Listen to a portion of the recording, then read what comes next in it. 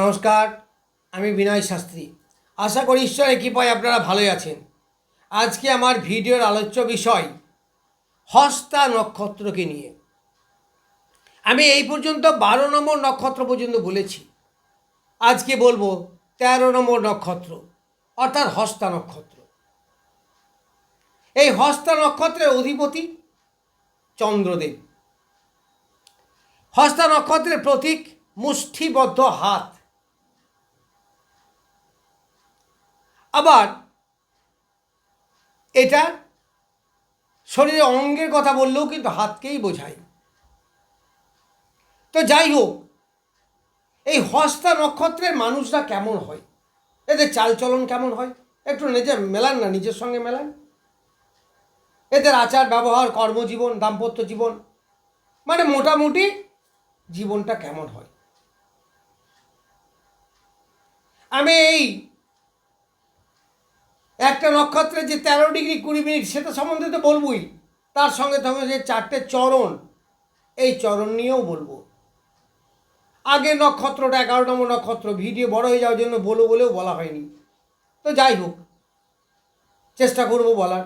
তাহলে একটা নক্ষত্র মানে 13 ডিগ্রি 20 মিনিট, এটা 4টে ভাগে ভাগ করা হয়, তাহলে প্রত্যেকটা চরণ হচ্ছে 3 ডিগ্রি 20 মিনিট করে।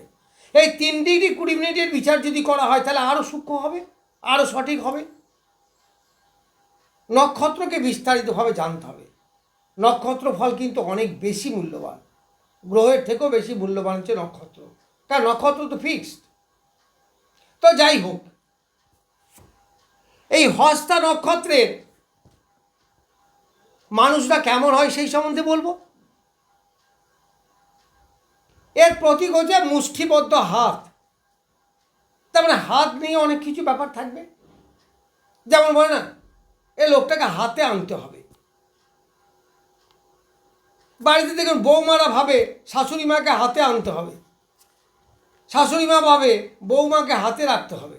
এই হাতে রাখার ব্যাপারটা কিন্তু এদের মধ্যে খুব থাকে, দেখবেন। তার মানে কি, হাতে আনতে মানে কি, অন্যকে কন্ট্রোল করতে হবে, আয়ত্তে রাখতে হবে, নিজের গণ্ডির মধ্যে রাখতে হবে। এই নিজ গণ্ডির মধ্যে রাখার চেষ্টা এদের খুব বেশি। এরা চায় তার সহকারী সঙ্গী যারা আছে তাদেরকে হাতে রাখবো, তেমন আমি যা বলবো তাই শুনবে।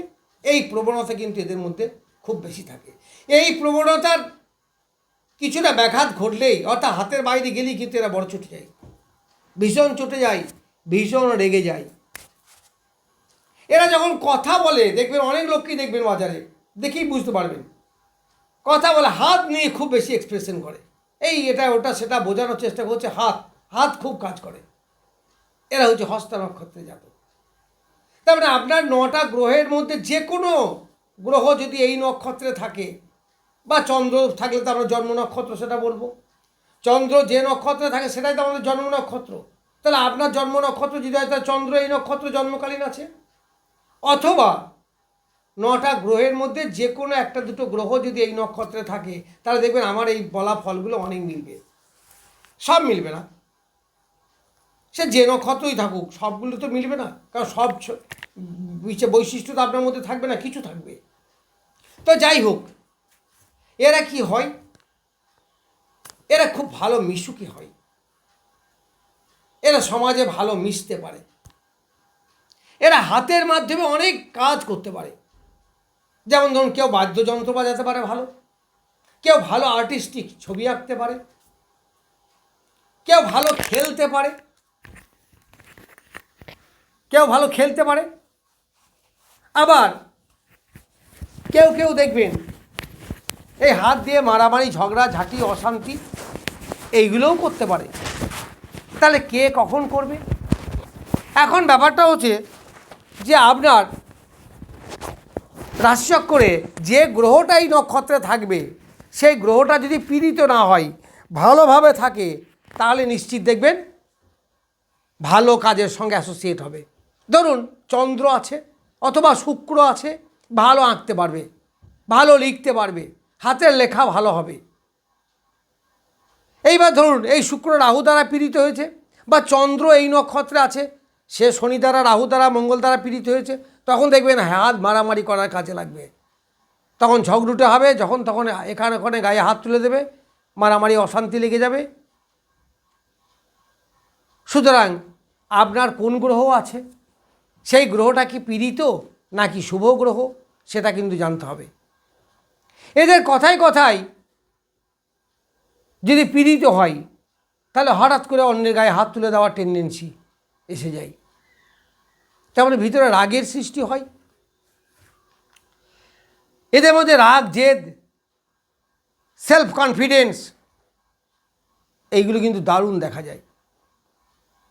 তবে অনেক সময় নেগেটিভ হলে বা চন্দ্র দুর্বল হলে বা যে গ্রহটা সেই গ্রহটা যদি দুর্বল হয় তখন দেখবেন অত আত্মবিশ্বাস, অত সাহস বা খুব ভালো কাজে লাগে না, ভালো কাজ করতে পারে না। যা দেখবেন ভালো ক্রিকেটার বা হাত দিয়ে খেলাধুলো যেগুলো করা হয়, যদি এই নক্ষত্র বলবান হয় তাহলে দেখবেন তার হাতের জোর হয় খুব বেশি এবং হাতগুলো খুব শক্ত হয়, পেশি বহুল হয়। যারা মল্লযুদ্ধ করে তাদের কোনো গ্রহ এই নক্ষত্রে থাকতেই হবে, তাছাড়া হবে না। যেমন বড় বড় অভিনেতা যেমন শাহরুখ খান, বচ্চন, মিঠুন, এদের কোনো গ্রহ না কোনো গ্রহ পুরো ফাল্গুনী নক্ষত্রে থাকতেই হবে, নাহলে এত বড় আর্টিস্ট হবে না।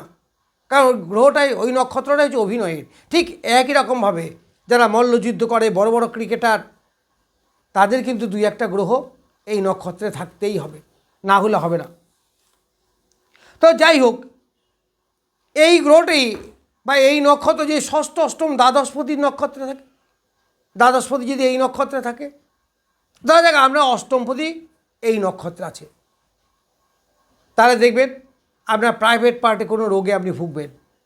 সেটা পাইলস হতে পারে বা প্রস্রাবের সমস্যা হতে পারে, পায়খানা ধরার সমস্যা হতে পারে, মেয়েদের হলে গাইনি প্রবলেম হতে পারে, এইগুলো কিন্তু হতে পারে।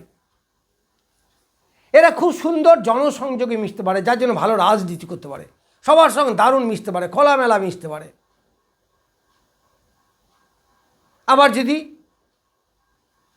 পীড়িত হয়, কোনো অশুভ গ্রহ দৃষ্ট হয়, তাহলে আবার দেখবেন তারা গোঁড়া, কিছু বিশ্বাস করতে চায় না, কারোর সঙ্গে মিশতে চায় না, বেশি কথা বলতে চায় না, এইরকম। সুতরাং গ্রহটা কেমন পজিশন আছে এটা কিন্তু আপনাকে জানতে হবে, শুধু নক্ষত্র ফল মেলালে হবে না। এই নক্ষত্রের অসীম ধৈর্য, এরা ধৈর্য সহকারে এগিয়ে যায় এবং ধীরে ধীরে জীবন কিন্তু উন্নতি করে।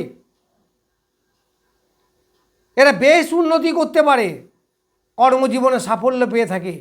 আবার যে কাজ ধরবে দেখবেন শেষ না করে ছাড়বে না এবং নিখুঁতভাবে কাজটাকে করার একটা টেন্ডেন্সি থাকবে।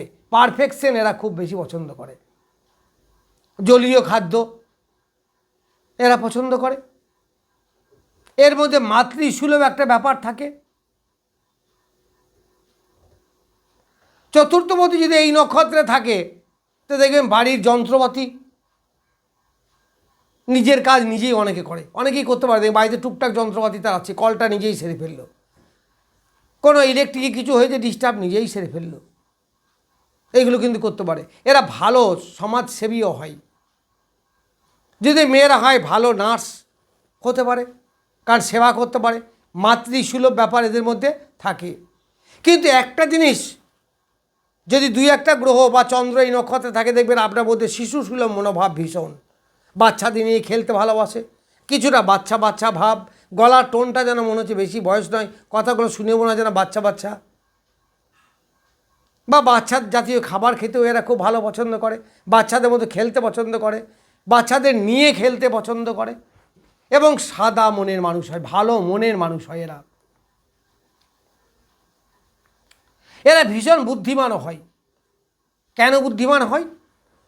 কার বুধ, ঘরটা কার? কন্যা রাশি থাকে, তো বুধ হচ্ছে এর অধিপতি, কন্যার অধিপতি, আবার নক্ষত্রের অধিপতি হচ্ছে চন্দ্র। ফলে এদের শিশুকালটা যদি পীড়িত না হয় খুব ভালো কাটে, কিন্তু পীড়িত হলে খুব কষ্ট, নানা সমস্যা, নানা রোগ এই সমস্ত ধরে। এর চারটে চরণ, যদি প্রথম চরণে জন্ম হয় তারা দেখবেন একটু কম কথা বলবে, একটু বেশি বাস্তববাদী হবে। এরা কষ্ট সহ্য করতে পারে, ব্যাপক পরিশ্রম করতে পারে যদি প্রথম চরণে জন্ম হয়।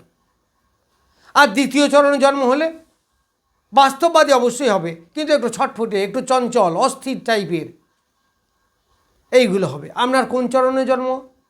অর্থাৎ ওই যে 3 ডিগ্রি 20 মিনিট, তাহলে প্রথম 3 ডিগ্রি 20 মিনিট হলে তা বললাম, এটা দ্বিতীয় 3 ডিগ্রি 20 মিনিটে অস্থিরতা, চঞ্চলতা এইগুলো দেখা যাবে। শ্বাস প্রশ্বাসে প্রবলেম থাকতে পারে, আবার নাও থাকতে পারে। কেন? যদি গোড়াটা পীড়িত না হয় তাহলে শ্বাস প্রশ্বাসের সমস্যা থাকবে না। এবার তৃতীয় চরণে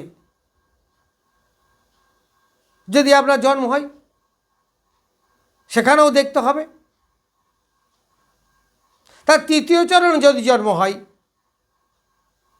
তাহলে আপনার একটু রাগ, জেদ এইগুলো দেখা যাবে।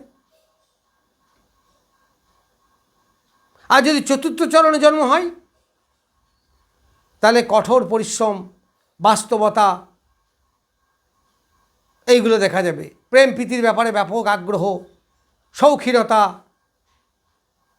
একটু স্টাইলিস্ট ভাব এইগুলো আপনার মধ্যে দেখা যাবে। যাই হোক, আমি হস্তা নক্ষত্র তার 4টে চরণ সম্বন্ধে কিছু বললাম।